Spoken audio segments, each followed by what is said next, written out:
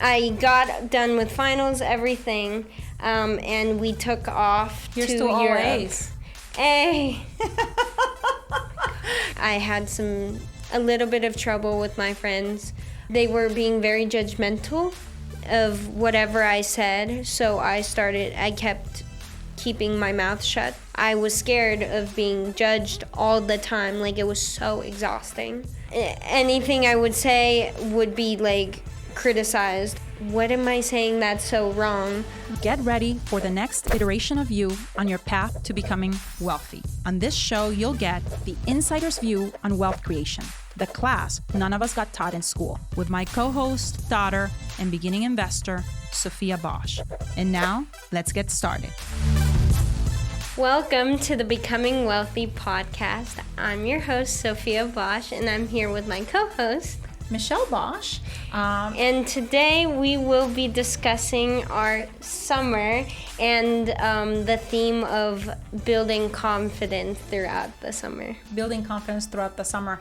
And I know that, last summer you had mentioned that there was not so much structure, that you were kind of like on a free fall when it comes to summer.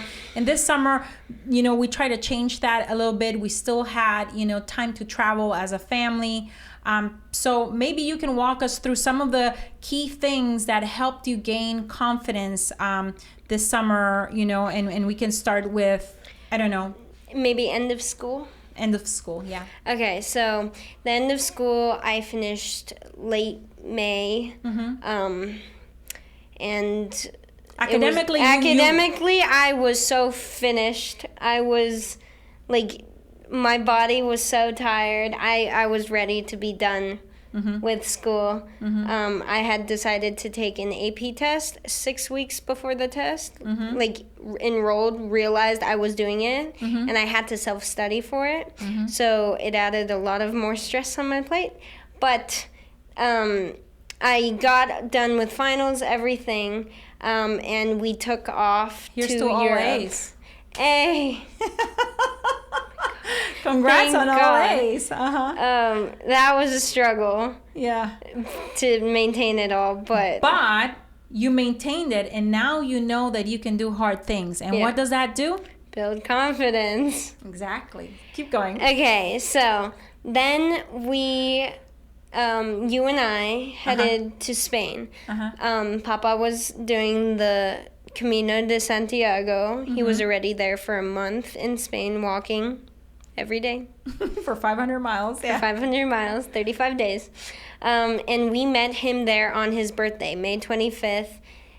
We were there the night before, checked into our hotel, scouted around where he's going to come out of, so we can see him that morning. And? The morning of. And I cannot explain to you how happy I was to see him.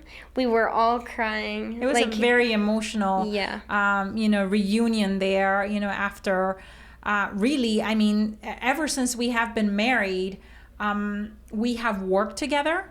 Mm-hmm. We have, well, not ever since we've been married, because we had each jobs, but from the moment that we decided to start our own businesses, we have been working together. And it's been a 24/7 love affair, And for me, it was also the very first time that we had been actually separated physically for such a period of time. And for you, you had dealt with a little bit of not having a parent for 6 weeks last year when I was in Germany getting treated, Plus, for Lyme. Papa was also gone with you. Yeah, but Papa was, and now. But he was there more than you were. But this was like truly, like, he was completely off radar. Yeah, like we still texted, things like that, but the time difference and just his walking, and he was exhausted, and he was always doing something else, that it didn't really give time to ask questions or connect as much. And what did you realize? I realized how much I actually was depending on Papa for a lot of things. Like, he wakes me up in the mornings, he makes me breakfast, he answers a bunch of my questions, he helps me with homework. Like, it was all like, I didn't realize how much I needed him. And now, for some, I know some of that you came to me, but a bunch of the other stuff that you've been working on that you would have normally gone to him, you then realize that if you could apply yourself a little bit more or spend a little bit more time, you could figure it out on your own. And so you recognizing that you could figure things out on your own was on another confidence builder, right? Yeah.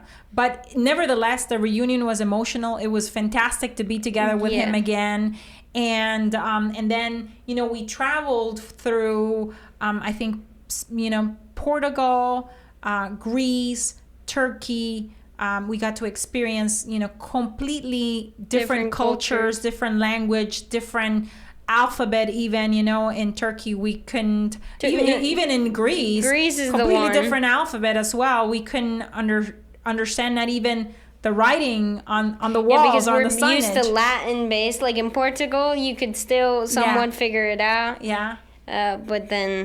But what that showed us is that even though, you know, we couldn't speak the language, we couldn't read the signage, that we still managed to visit all the sites that we wanted to visit, learn about all the things that we wanted to, you know, learn about the Greeks. We actually had a guide that spoke very good, you know, English, and Spanish. And Spanish, so we got that taken care of there. But basically, going to a culture like the one in Turkey, you know, who, I mean, they're very Western, but at the same time, it's already kind of like the doorway to the Middle East, you know, because it's like right there. And being able to navigate that environment, yes, you were with us, but at the same time, how do you feel about going to a country where, you know, where everything is really very, very different, like the expectations are very different? I love that sort of thing. Like, I love seeing difference of cultures just because I have 2 in the house. Like, it's 3 technically with the American. But they're all so different, but they all seem so normal. So I can really, I feel like it's easier than some of my friends to really pinpoint, like, or not to navigate those. To navigate it and to embrace it a little bit more. Yeah, absolutely. We ate some wild things, some wild stuff that we had never eaten before. The same in terms of drinking. But it was delicious. Yeah. So and so that proved to you that, you know, even in environments where neither of us, none of us had been there before, that we could still navigate those environments and really appreciate the culture and have fun and really learn about that culture a lot and really spend amazing family time and create memories. And then we came back to Germany, which became kind of like our little headquarters, like our home away from home, you know, home base type of thing. Our home base with grandparents. And so we spent some time there. You left me there for 2 weeks. For 2 weeks, you guys ran off to Milan. And so what did that do for you? What were some of the things that you were doing in those 2 weeks? Well, my German, I don't use it often. Here at home, Oma, or my abuela, my grandma from your side, spends a lot of time here at home. So I am constantly speaking with her Spanish. So it's made my Spanish fairly good, fairly fluent. But my German does not get used as much. So honestly, this summer I really think it's improved a lot, pronunciation-wise, grammar-wise, confidence-wise, and like just speaking it without fear that like someone's gonna judge me on my German. And that's also due to the fact that I have a little cousin. He is now 7 years old. He speaks no English.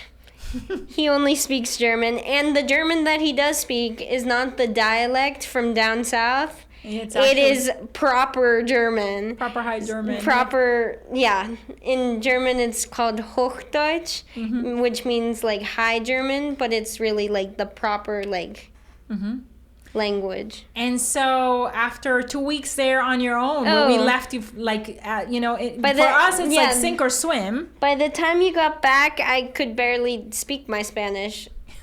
And like your German had improved so much.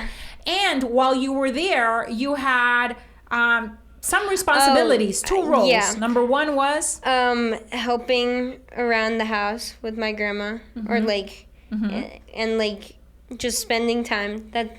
That's a role. Yeah, spending time with her, and my but grandpa. Also helping her with the kitchen, with washing, with everything that needs to happen in the house.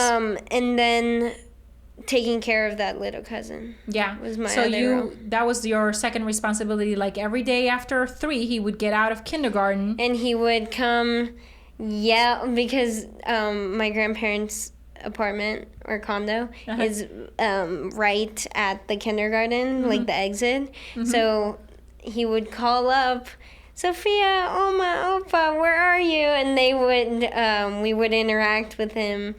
Sometimes even after school, even if it wasn't the day that the grandparents normally had him, he would still come up for a little snap. Because he wants to spend time with you. Spend time with me. Even sometimes I would go over to his house, play with and help his parents, basically be of a support to the family. So this summer, so while you were in Germany, I was teaching him flute.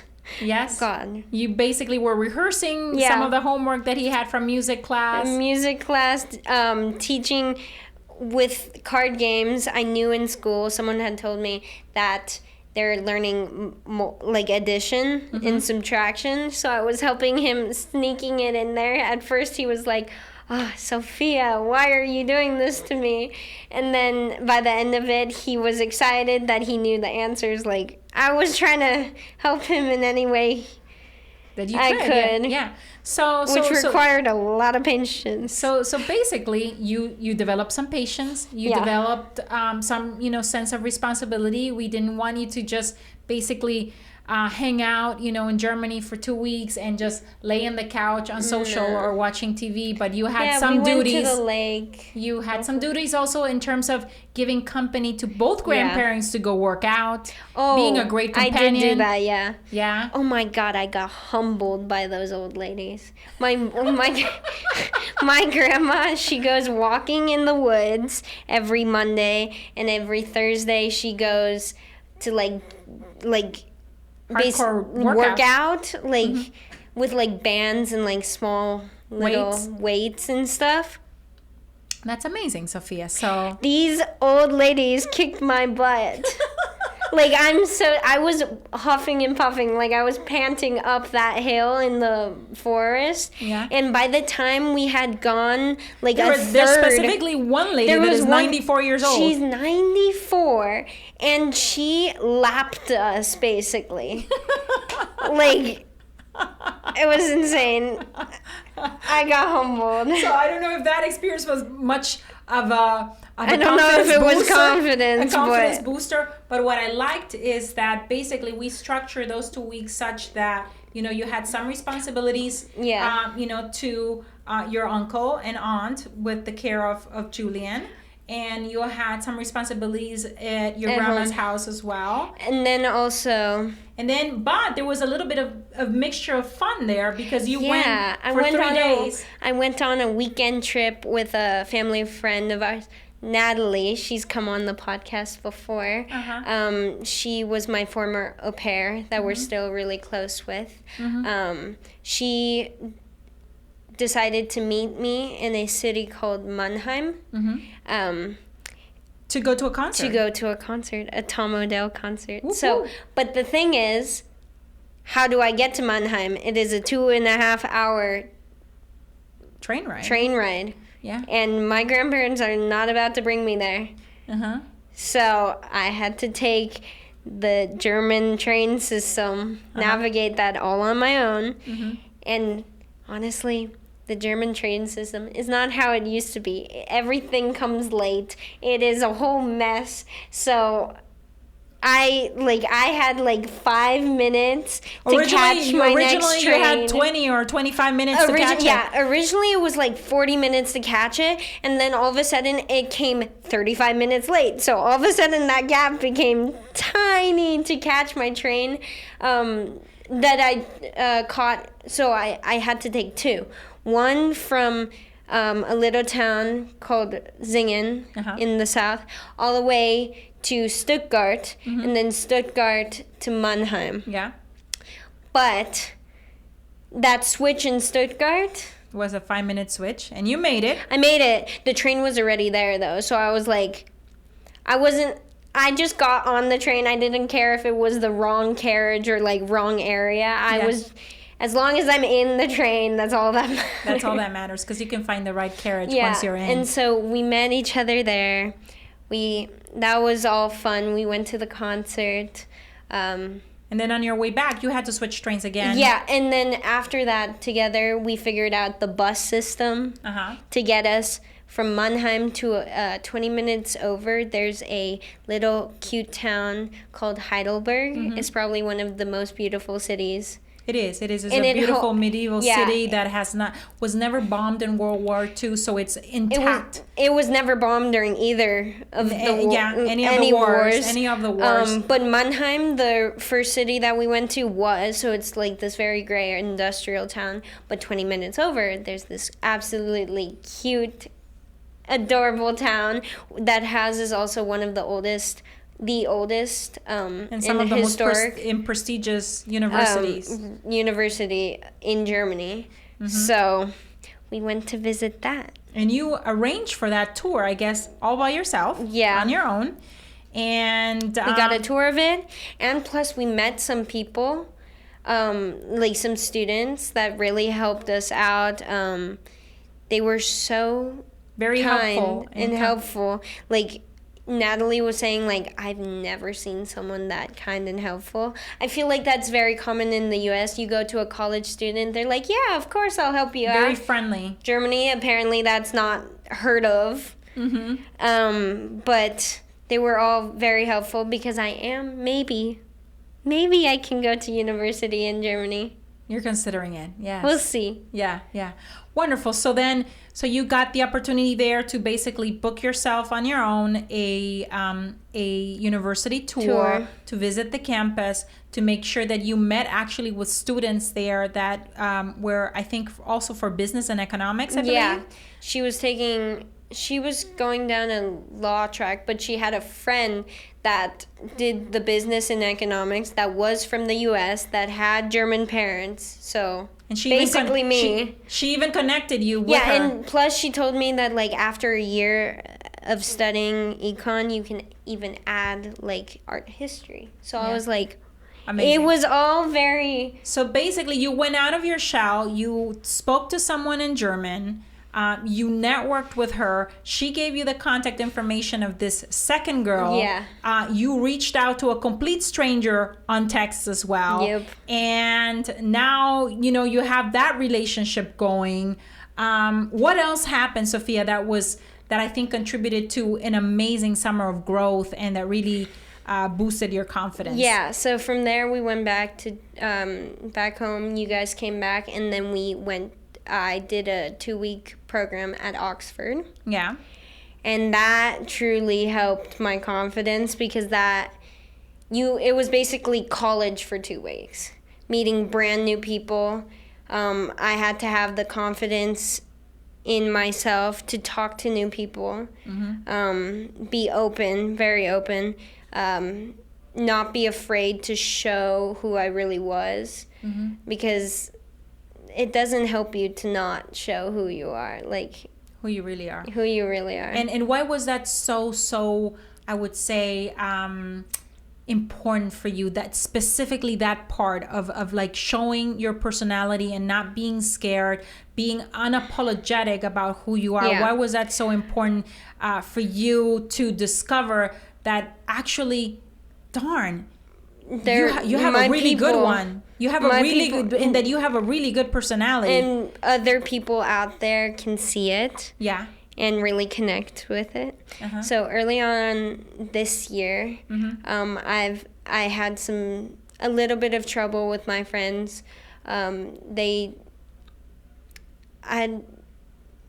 made me almost feel like they were being very judgmental, in a sense, of whatever I said. So I kept keeping my mouth shut because I was scared of being judged all the time. Like, it was so exhausting.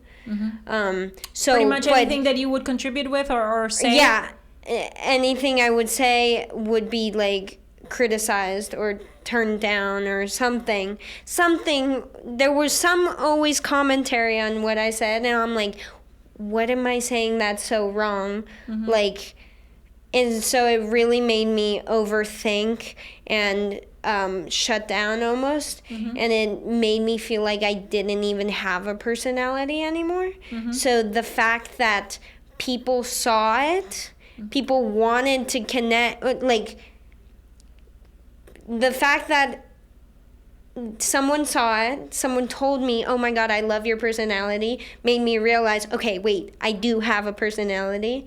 And then I realized those were the people that actually could see it, and they wanted to connect with me on it. And that was also a confidence booster, I guess. Yeah, I can see how once you start overthinking everything that you're saying, and you feel like you're walking on eggshells around the people that you're... It makes you go down a spiral that I do not recommend going down. But, those experiences are important because they give us the opportunity to have contrast. Because now you had that experience, and now you had the Oxford experience. Oh, and then it was like night and day. And you had contrast. And sometimes we learn best when we have contrast, when we have the opposites happening to us. Yeah. No, but the people that I met really helped. Like, I met some beautiful, beautiful souls. Yeah. And people, like, I love them so much. Like, it's crazy to think that they could become your family in 2 weeks. But they did. Yeah. So wow. So we went from then the summer, from last summer turning, comparing being that summer to this summer. Very unproductive. A summer where we gain all as a family the confidence to realize that we could do more than we think we could without each other, during that time period that Papa was away. And then as a family going into completely unknown countries and environments, navigate that. Yeah, plus and have fun and have amazing memories from those places, visiting, while at Germany, trying to freaking take the trains. Those were so stressful. But the train ride back. So Germany was hosting the Euro Cup. In Germany, and Stuttgart was one of the big cities that had the big stadium, so they could host the games. So that day that I was traveling back, the Scottish people love to sightsee, so they were all around Heidelberg when we were there, but they had all come into Germany, to Stuttgart, for the Germany versus Scotland game. Or Scotland versus somewhere else. Someone else. But they were all on my train from Heidelberg to Stuttgart, and they were singing in the train. So it took my mind off of my 3-minute switch to the other train delay. And the second I got out, I was singing, dancing with them, and then all of a sudden I was sprinting.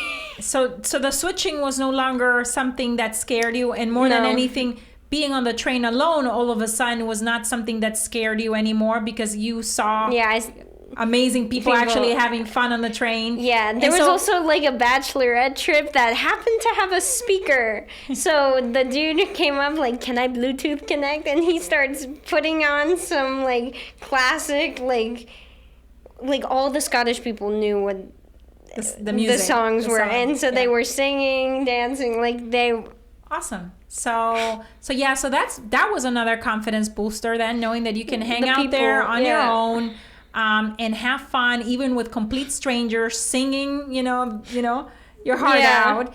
And once you got to Oxford, you had the opportunity, like you said, to really be on my own, show my independence, gain that connections that I was lacking and really craving. Yeah.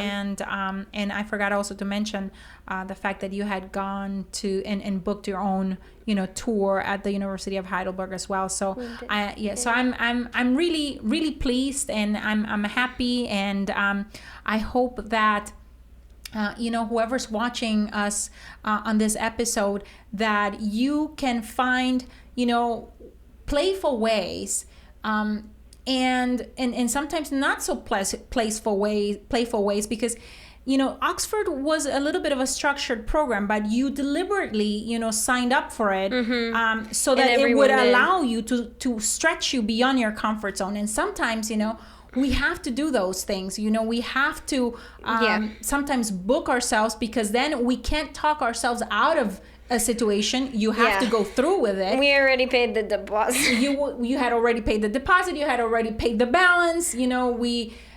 Flights were booked, and once you have... There's no going back. There's no going back. So sometimes it's important for us to put ourselves in environments that are completely different, that are completely unknown to us, where we might not even speak the language. And I'm not just talking about the language of English, Spanish, German, or Turkish, but sometimes when we don't speak the language of the topic that is being discussed. For example, we are right now hosting an event in Denver. And for many of you that are, listening to this or watching, and you have never been investing in land flipping, maybe this new language that you need to learn is the language of real estate, is the language of land investing. And you deliberately putting yourself in a situation where you buy a ticket, where you book yourself a flight, and you put yourself in an environment with amazing people, could really be transformational in your ability to boost your confidence, not just in yourself and you being able to do something like that, but in your knowledge base. And now you might have a second leg to stand on in terms of building a new income stream. If you would like to join us on September 13th, 14th, and 15th in Denver, Colorado, join us at landflippinglive.com. You can still get the tickets. You can still get the early discounted tickets. You just need to go there and book your flight. And we are super excited to, get to know you and meet you there. So I hope that Sophia's, example of how we build confidence over the summer by, having something structured, but also having something, playful, like even, those 2 weeks of so-called vacation, at her grandparents, that gives you an incentive to figure out how you can bring that into your life, whether you are an adult, listening and watching, or maybe your teenager listening and watching, how you could basically go out there, put yourself out there, and build that confidence, because you're going to feel so much better on the other end now, right? Absolutely. So with that, thank you so much for joining us on another episode of the Becoming Wealthy podcast. Share this with a teenager in your life, with a woman in your life. We're here 2 generations of women talking real estate, talking wealth. And part of the wealth is not just financial and money making, but is actually building our confidence, building our spirit, sculpting ourselves, developing our capabilities, and moving forward, and sometimes doing things that even though we're scared, doing them so that on the other end, we can experience the growth that you have experienced this summer. So thank you so much for joining us, and looking forward to being with you on the next episode of Becoming Wealthy. Thank you so much.